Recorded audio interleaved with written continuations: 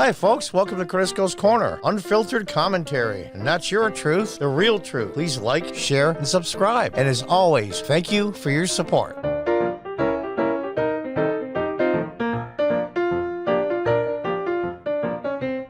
Welcome back. This is my follow-up episode to the episode concerning the removal of Robert E. Lee's statue, which I think is totally ridiculous and asinine. He was not a monster. He was not a traitor. You have to understand, history is complicated. Of course, for the progressives and leftists, you go against our narrative, you're automatically a criminal. It's ridiculous. He was one of the American icons. Still is. I visited the chapel right next to the campus of Washington Lee, which used to be Washington College. After the war, he was the president of the college. He had the chapel built where his office is. You're going to see some cool video. I've showed it before a while back on the channel here, but I think this dovetails nicely with the story about the statue removal. He was a complicated man, but at the same time a simple man. He believed in his country, and his country was his state. Back then, the states told the federal government what to do.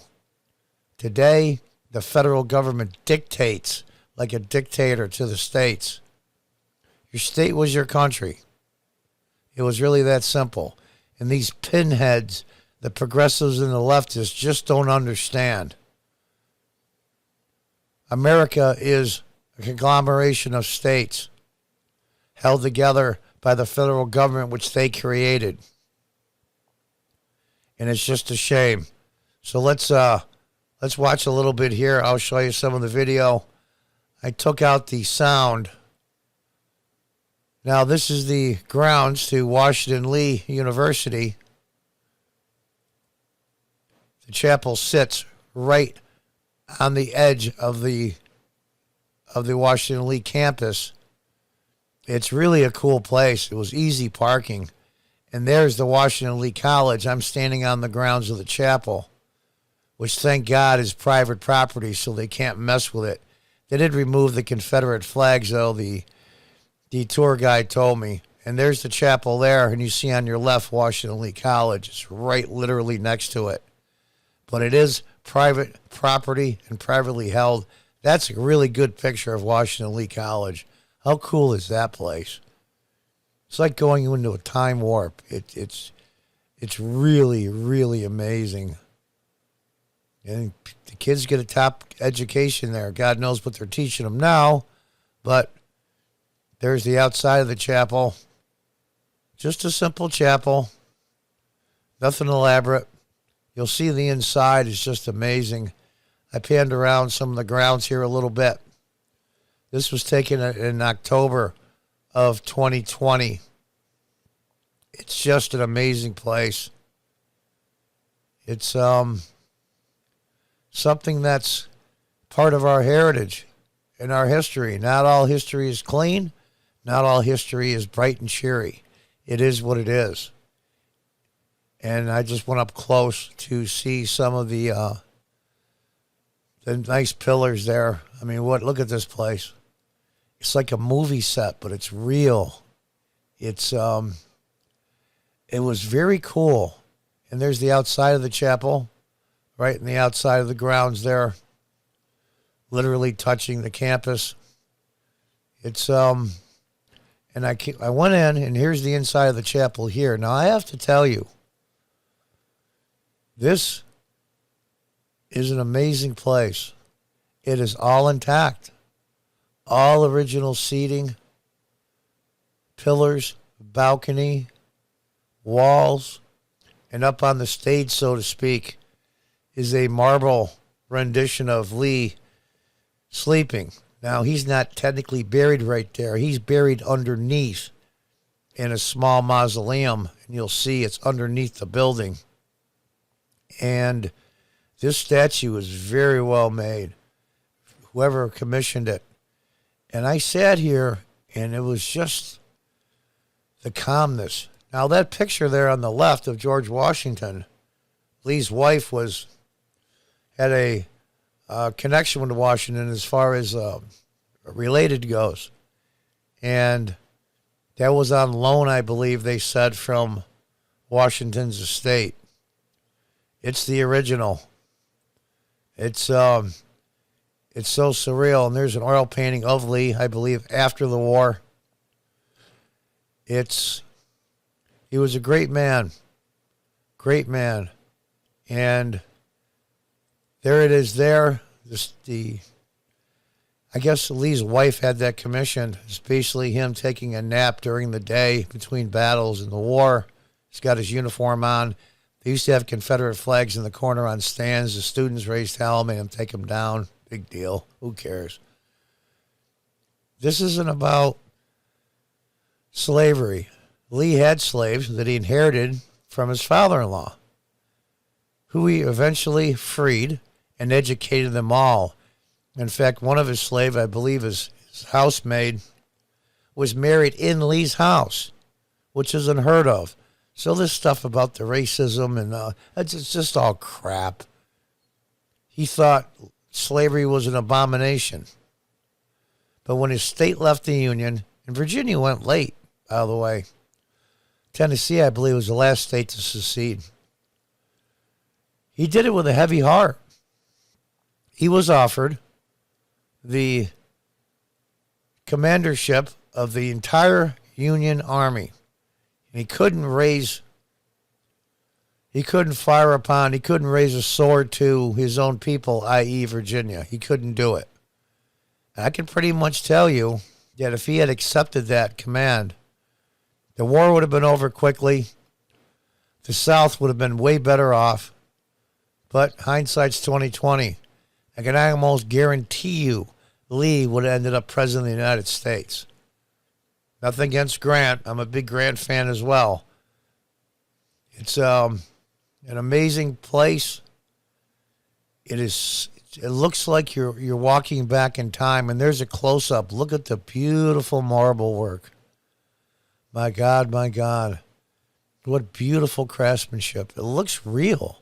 If it wasn't white, you'd think it was real. Now, there's a museum that's attached to it as well, with a lot of artifacts in it. How the family ties of Lee's wife, Mrs. Custis Lee, she was related to George Washington, and there's some memorabilia from George Washington that Mrs. Lee got from the Washington family, which was her family. And it was a really cool place. Another picture of Washington before the Revolution, and that's an actual gun from George Washington. And there's a very, very good oil painting of Robert E. Lee in his Confederate uniform. It was an amazing place. And there's his vest, his last good vest from his uniform. And interesting enough, it was Robert E. Lee. And there's the original resting place there. You'll see on the placard there. Lee's daughter and his wife are also buried there. And you see the crypt. You'll see it later. The lower level of the chapel became a museum in 1928. And Lee's remains were transferred. Robert E. Lee, after the war, the North, I should say the U.S. government, wanted an oath of allegiance to all the former Confederates. And Robert E. Lee, wanting the country to unify, wanting it to be peaceful again. Now, he advertised and made publicly known through newspapers, because back then all they had was newspapers, that he was going to take the oath, and he did. And he asked for a pardon.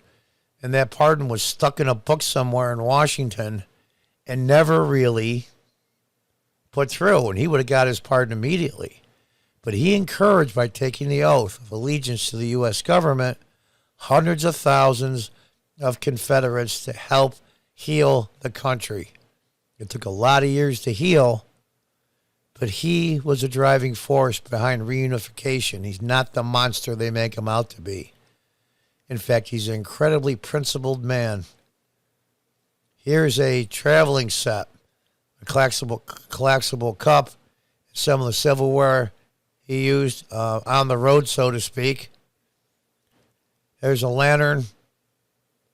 And there's his mess kit. How cool is that?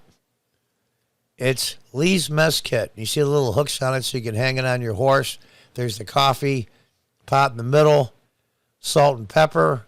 I mean, how it's really cool to see it in person. It's really cool. And the honor system that he used when he was president of Washington Lee College. His actual slippers that he used. I mean, look at the craftsmanship. You don't see that anymore. Everything's mass-produced crap. And it was expensive, but it was beautiful and it lasted. There's his pocket watch from, I believe they said it was from France. Beautiful, beautiful work. His spectacles. It's, and there's his shaving razor. Even though he had a beard, he still had the shave around the edges of it. And there's some of the items in the shaving kit. It was incredibly cool to see all that stuff. And there's a marble rendition profile of Lee. It was a very cool place. This is a letter that Lee wrote. I'm not really sure who it's to. I close up in it. You can stop the video if you can catch it. But his handwriting is better than mine. But his isn't that great. I guess you'd have to really look at it. Now this right here is Lee's office. I'll tell you how cool this place is. They left it exactly intact the day he died. The original furniture, walls, everything. Photographs on the mantle. The only thing that's been replaced, from my understanding, is the carpeting, which deteriorates over time, it ages, and the tablecloth and some of the papers on the table. But all of the furniture is exactly where it was when Lee died. It was really eerie and very cool at the same time. And that's also there. I suggest you go there and look at this. This is a one-of-a-kind Americana that's just amazing. Absolutely amazing. I just stood there for a long time just looking. It was like going into a time machine. And, of course, this is an era of time that I like. This is Robert E. Lee's this is the mausoleum underneath where him and his wife and his daughter are kept. In the crypt, there's Mrs. Lee. I believe her maiden name was Custis, but she was related to George Washington. And it's underneath. Now, see, education to build and rebuild the nation. And its name, Washington Lee University, harks back to the nation's two births in the colonial period and in that soul-searching after the Civil War. 600,000 people plus lost their lives to set men free. Now, this was outside, which I thought was very cool. Those of you that know Robert E. Lee know that his name was Traveler. And he named him after one of George Washington's horses. And there's a little plaque outside where Traveler is buried, which I thought was very cool. And I put a penny on there. You put a penny heads up. That means that's good. And we do that in graves a lot, mostly for people, but I thought it was cool. And there's the Traveler, the actual stone underneath where Traveler is buried. And this is more of the inside of the chapel again. I want to give you an idea. Look how beautiful this place is. Absolutely beautiful. This is what buildings look like back then. Look at the craftsmanship. Look at the art. The brass, the glass, the wood. My God, the stone. It's not just crap thrown up on walls. It's amazing. All the original pews. And this is where I sat for about 15, 20 minutes. And I sat in the back, and there was nobody in the whole place but me, and just took in the atmosphere. It was really weird. I felt like I was there in the 1860s and 70s when that chapel was built. I felt like I was there waiting for a morning service on Sunday. And up above, I won't show it, but there's a place where the Lees sat for their Sunday morning services, and there's a little plaque. And I just wanted to show you all this. It's a very cool place. By the way, my understanding is in the same city is Stonewall Jackson's house. Now, I had forgotten about that. And also VMI, Virginia Military Institute, where Jackson taught. It's still there. And they were doing huge renovations to it, so I didn't get a chance to go see it. But anybody that gets to go see this, Jackson's house in VMI, oh boy, I'll tell you, it's quite a treat. And there's the outside of the chapel again. I know this video is running a little long, but I'll tell you, I loved it there. I was in awe. It was an amazing place. I stopped. It's a little small town, actually, with really weird curvy roads and hills, and stopped and had lunch. And must be really interesting for the locals. I guess they get used to it. And there's the plaque from Traveler, and it shows the skeleton there, and there's a picture of Lee on Traveler. And there's another view of the outside of the chapel and the college grounds. And there's the oil painting of Lee. So what do we say? Is this the end for a great American? I think not. I think this insanity will pass with the progressives and the leftists and even the scumbag governor of Virginia who got a drone permit so they could show the drone up above, taking it down. History is complicated. You want perfect people? There was one perfect person ever in the history of the world. And I'm telling you, this was a huge mistake. To me, this is the modern version of book burning. But the winners write the history. And Lee was one of the most noble, caring human beings that ever lived. Honor and integrity were foremost above everything. And when the hell did you ever see that? So I don't think this is the end for the great American Robert E. Lee. And here's his last picture in his uniform. My understanding was, this is after the war, of course, and the famous photographer Matthew Brady wanted to take his picture and ended up taking it with his son and I believe one of his aides, all in uniform, and he didn't want to do it. So Brady went to Mrs. Lee, and Mrs. Lee went to the general and said, Robert, get dressed. Even back then, your wife bossed you around. And, of course, he did it. He was an amazing man that lived in an incredibly troubled and destructive time, got through it to the other side, kept his honor, kept his integrity, worked very hard to help unify the country emotionally. And people don't understand. The South was in shambles. Their economy was in shambles. It took them over a century to recover. Secession for them was one of the biggest blunders ever in U.S. history. The biggest blunder in U.S. history, maybe even world history. But yet they did it. So there's Robert E. Lee. I'm only scratching the surface, of course, concerning Lee. But I want this to be a follow-up video to the article concerning the removal of the statue. And there you go, folks.